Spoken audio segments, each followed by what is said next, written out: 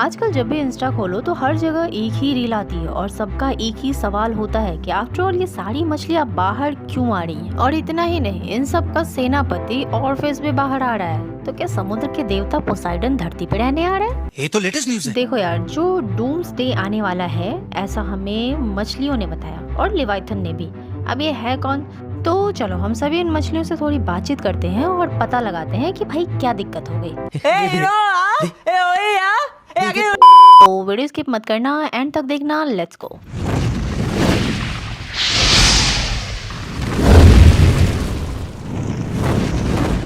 सबसे पहले हम बात करते हैं लिवाइथन की।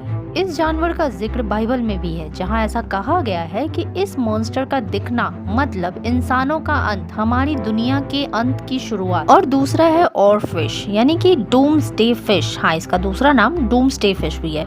और इसके बारे में ऐसा कहा जाता है कि ये तभी बाहर आती है जब कोई सुनामी आने वाला होता है या फिर कोई बहुत बड़ा अर्थक्वेक आने वाला होता है। और सिर्फ यही दोनों बाहर नहीं आए हैं। आप केरला के इस वीडियो में देख सकते हैं कि समुद्र से हजारों मछलियां, हजारों ने लाखों मछलियां निकलकर किनारे पे आ गई हैं। मगर क्यों?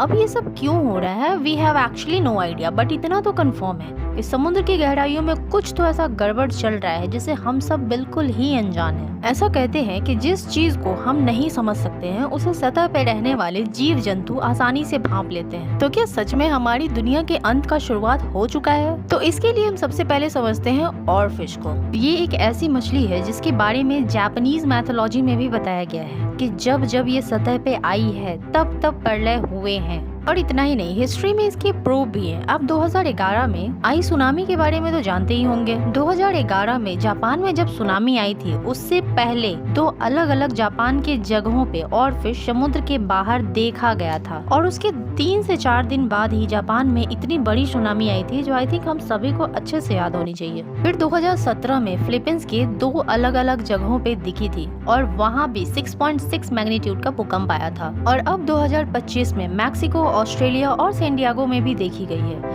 और इतना ही नहीं, बल्कि एक समुद्री मॉन्स्टर को भी देखा गया है जिन्हें लिवाइथन कहते हैं। लिवाइथन एक ऐसा जाइंट मॉन्स्टर है जो अगर हमारी धरती पे आ गया तो इंसानी सभ्यता का खात्मा ही समझो।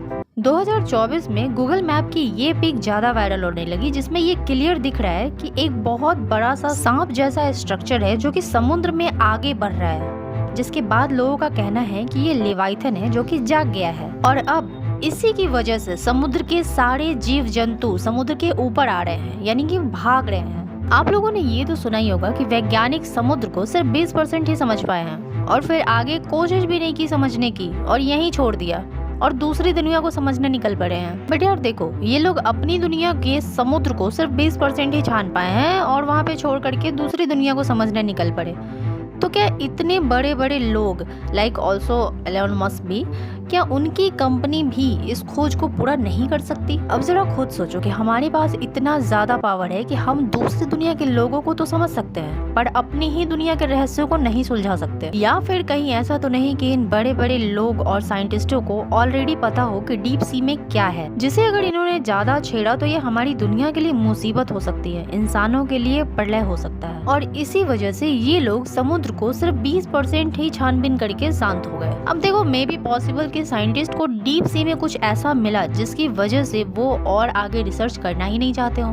बट जो ऑरफिश के बारे में लोग कहते हैं कि ये डूम्सडे फिश है, ये भी सिर्फ लोग ही कहते हैं। चलो इसे साइंटिफिक तरीके से समझते हैं। तो देखो, समुद्र की कुछ मछलियां जो सीस्मिक एक्टिविटी से सेंसिटिव होती है, दैट मीन्स जब हमारी धरती थोड़ी सी भी हिलती है तो सिर्फ कुछ फिश ही हैं जो इसे अच्छे से सेंस कर पाती है और बहुत सेंसिटिव होती है। जब भी भूकंप आने वाला होता है तो धरती के लोअर लेवल पे हलचल कुछ दिन पहले से ही होने लगता है। और इस कंडीशन में ज्यादातर मछलियों को तो कुछ खास फर्क नहीं पड़ता है, बट कुछ मछलियां जो बहुत ज्यादा सेंसिटिव होती है, जिसमें से सबसे टॉप पर आता है ऑरफिश। और ये तुरंत अपने सर्वाइवल के लिए इधर उधर भागने लगती है बिकॉज ये बहुत ही ज्यादा सेंसिटिव होती है। और अभी जब ये दिखी तब कनाडा में 4.7 मैग्नीट्यूड का अर्थक्वेक भी आया था। बट देखो यार, ऐसा नहीं है कि ऑरफिश दिखी और प्रलय कंफर्म, बिकॉज समुद्र के ऐसे और भी हिस्से हैं जहाँ डेली कई ऑरफिश निकल जाती है और मर जाती है। अब वहाँ इंसान नहीं है, बीचेस नहीं है, तो हमें पता भी नहीं चलता।